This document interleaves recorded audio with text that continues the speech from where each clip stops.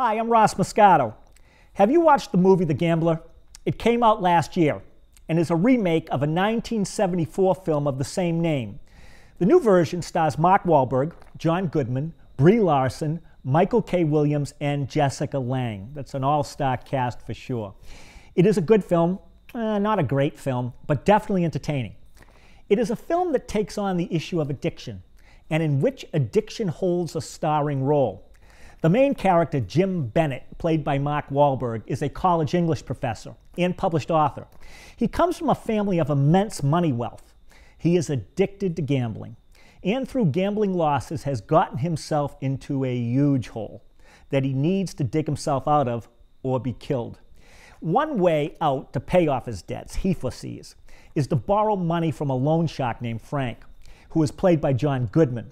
Frank is smart and wise. He meets in person with Bennett.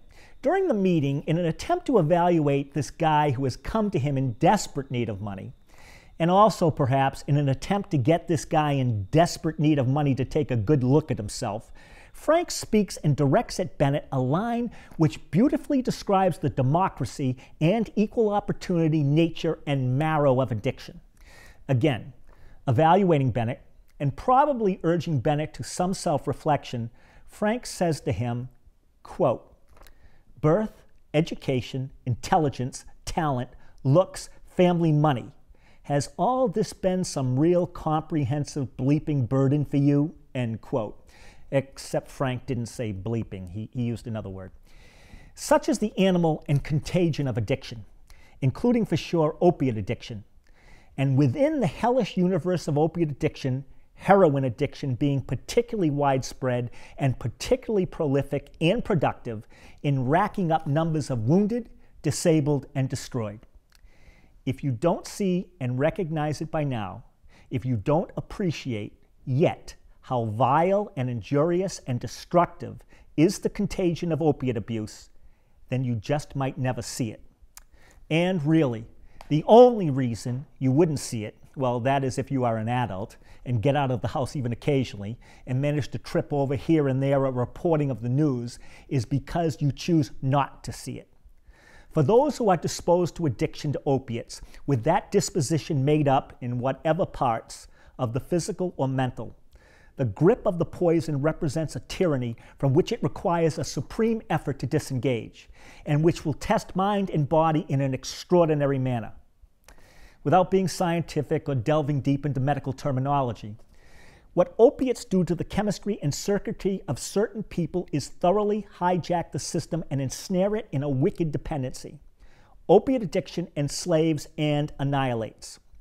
And it has consumed a large swath of America, particularly along a belt that runs from Maine and down the entire U.S. East Coast, and which takes in and has not spared our delightful community of Easton.